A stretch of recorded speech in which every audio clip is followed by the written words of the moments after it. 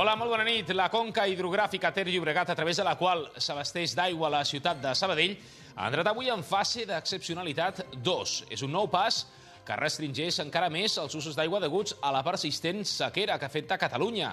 L'Ajuntament de Sabadell ha valorat avui aquesta nova situació. Es prohibeix, entre d'altres, destinar aigua a usos que no siguin domèstics, industrials o comercials. Segons el decret aprovat per l'ACA, l'Agència Catalana de l'Aigua, no es pot utilitzar aigua apta per al consum humà, per regar jardins, horts o zones verdes, ni aigua d'ús de boca per netejar carrers i voreres. Aquesta és, doncs, una de les notícies més destacades de l'informatiu aquest dimarts, dia 5 de febrer 2008. La resta de la jornada de la comarca es deixen, entre d'altres, els següents titulars. L'entitat Caixa Sabadell ha tancat l'any 2007 amb uns beneficis de 60 milions d'euros, un 1,4% més que el 2006. De cara al 2008, l'empresa contempla la idea d'augmentar la seva cobertura situant-se a comunitats com Andalusia, Illes Balears o Aragó. Seguint amb la seva ideologia, Caixa Sabadell continuarà donant prioritat a l'assistència social, on dedicarà un 52% del seu pressupost. El Consell Comarcal del Vallès Occidental donarà suport als municipis de menys de 20.000 habitants en el desplegament de la llei de la dependència. 2 treballadors socials seran els assistents dels ajuntaments dels 12 municipis beneficiats. L'objectiu serà tramitar els plans individualitzats d'atenció i oferir cursos de formació especialitzada. Es preveu que els cursos es puguin iniciar a principis de març. El Servei Sabadell Atenció Ciutadana, el SAC, va rebre un total de 300.000 consultes durant l'any 2007. Des que es va posar en marxa el 2004, el SAC ha duplicat en 3 anys el nombre d'atencions.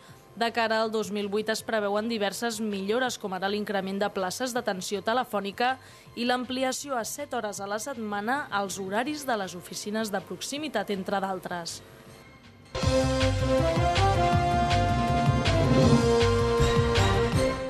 Ho dèiem a l'inici del nostre informatiu que la conca hidrogràfica Ter Llobregat, a través de la qual s'abasteix d'aigua la ciutat de Sabadell, ha entrat avui en fase d'excepcionalitat 2. Es tracta d'un nou pas que restringeix encara més els usos d'aigua deguts a la persistent sequera que afecta Catalunya. L'Ajuntament de Sabadell ha valorat avui la nova situació. Es prohibeix, entre d'altres, destinar aigua a usos que no siguin domèstics, industrials o comercials.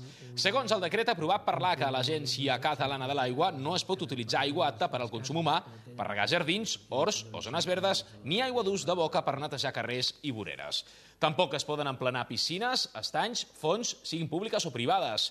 Es prohibeix el rentat de mànega a tota mena de vehicles, segons fons municipals. En conseqüència, es reduirà el ret de parcs i jardins i es netejaran els carrers amb aigua regenerada. Segons el regidor d'Espai Públic de Sabadell, Paco Bustos, la capacitat dels pantans a la conca Ter Llobregat està al 23%. Si el nivell baixés del 20%, es produiria una situació d'urgència, un termini que la Conselleria de Medi Ambient veu factible al mes de juny, si no plou de forma suficient aquesta primavera. Seria llavors quan es produirien restriccions d'aigua a nivell domèstic o el trasbàs d'aigua amb vaixells. El passat dia 10 de gener es va reunir la Comissió de la Sequera, un òrgan format per diferents departaments municipals i per la Companyia d'Aigües de Sabadell, CASA, per fer un seguiment periòdic de la situació. D'altra banda, el consistori i l'Ajuntament de Sabadell ha anunciat que vol recuperar 3 pous d'aigua a l'entorn del cementiri a Can Feu i a Can Gambús. A més, s'estudia fer un nou pou al Parc Catalunya per regar la zona propera als habitatges de Can Rull. Amb aquestes actuacions es guanyarien 3.000 metres cúbics al dia. Com a ciutat estem fent els deures, molt abans de que arribem a aquesta excepcionalitat número 2, per intentar estalviar el màxim possible l'aigua, però també per recuperar el màxim possible l'aigua que tenim subterrània. Fomentar l'ús dels aerogeneradors de les aixetes, els lavabos, les rentadores que s'emplenin fins al màxim i tots aquests usos molt responsables. El PSC de Sabadell fa una crida a tots els partits polítics que se sumin a les institucions, entitats i professionals de la recerca, de la investigació i de la medicina que estan treballant perquè el Parc de Salut sigui una realitat.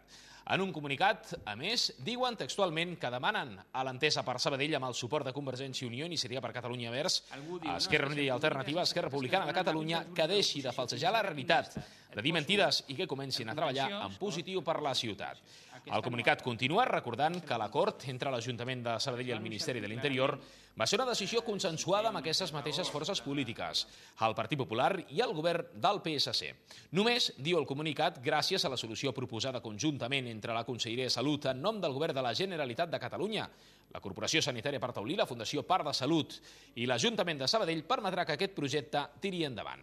Des del PSC valoren molt positivament que mentre no resolgui el contenciós es comenci la construcció de la primera fase del Parc de Salut en uns terrenys que pertanyen a la Generalitat en el mateix recinte de la Corporació Sanitària Parc Taulí.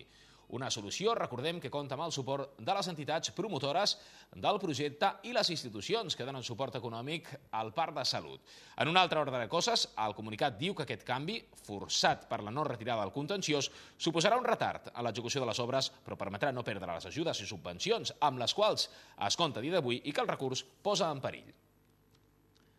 Canviem ara radicalment de tema perquè fa només uns minuts al Vaporillon de Sabadell s'ha celebrat l'acte oficial de cloenda del programa experimental en matèria d'ocupació, el PEMO, un programa, iniciativa del Vaporillon, que té, entre d'altres, l'objectiu d'ajudar les persones aturades a trobar feina. Aquesta primera edició ha finalitzat amb un gran èxit pel que fa a la taxa d'inserció laboral. Prop d'un 80% dels 105 participants al programa ja s'han incorporat al mercat laboral. El PEMO té una durada anual. Durant aquest, cada participant rep una atenció personalitzada per millorar les seves possibilitats de trobar feina. La majoria, el 67%, són dones majors de 45 anys i el 33% restant són homes. Un acte de cloenda que ha estat presidit, entre d'altres, per la consellera de Treball de la Generalitat de Catalunya, Mar Serna, i la regidora d'Innovació, Indústria i Promoció Econòmica de l'Ajuntament de Sabadell, Montserrat Capdevila. Serna ha dit, entre d'altres, que la situació laboral no és tan crítica i que hi ha un bon mercat de treball i el que està canviant són les necessitats de les empreses. Tenim un mercat de treball sa i amb bons fonaments per anar adaptant-lo a la nostra realitat. Està canviant el model de treball, està canviant la forma de treballar, està canviant les formes de les empreses, les necessitats de les empreses. Per tant, el nostre mercat de treball necessàriament ha de canviar i hem de canviar amb accions com la d'aquesta. Adaptar-nos a les necessitats de les persones i adaptar-nos a les necessitats de les empreses. Creiem que el programa ha sigut un èxit gràcies a l'atenció personalitzada que hem pogut donar a cadascun dels participants que heu format part d'aquest programa. Aquesta atenció individual ha depengut de les persones, hi ha hagut persones que han necessitat més atenció personalitzada i hi ha d'altres que han sigut més autosuficients i per tant no tanta atenció personalitzada, però sí que ha sigut un factor clau a l'hora de poder desenvolupar aquest programa. Segurament l'elecció dels estudis superiors és per tothom qui ha de passar per aquest tràngol, per aquest moment, una de les decisions més difícils de prendre i que més s'han de reflexionar. És una d'aquelles decisions que determinen el futur personal. Per ajudar els estudiants que finalitzen els seus estudis de grau mitjà a escollir en propietat estudis universitaris o mòduls professionals de grau superior, avui s'ha celebrat a Sabadell una jornada d'orientació d'estudis superiors. S'han celebrat sessions informatives sobre 56 llicenciatures o diplomatures i 32 especialitats de formació professional superior segons fons municipals, a més de 2 sessions de caràcter general sobre estudis universitaris o de grau professional. Les 4 principals universitats catalanes, l'Autònoma, la Universitat de Barcelona, la Politècnica i la Pompeu Fabra, han col·laborat en aquesta jornada. El Casal Pere IV de Sabadell ha estat l'escenari d'aquesta activitat durant tota la jornada. Segons el regidor d'Educació de l'Ajuntament de Sabadell, Ramon Burgués, han passat pel casal un miler d'estudiants. La jornada anava principalment dirigida als 1.250 alumnes que cursen segon de batxillerat a Sabadell, segons l'Ajuntament. Tot i així, alguns estudiants de primer curs, com l'Imanol Barba o bé la Laia Fernández, també s'hi ha apropat per començar a dirigir el seu futur. Comprèn tant la universitat com la formació professional de grau superior. La participació un any més ha estat excel·lent, és a dir, hauran passat per aquestes jornades a prop de 1.000 alumnes i, per tant, crec que estem fent un servei a tots els nois i les noies de la ciutat. Trobo que les explicacions han estat força clares, tot i que potser si s'especificava alguna cosa més que no entrava com al pamflet o no d'informació, i trobo que ha estat bastant complet i sí, crec que més o menys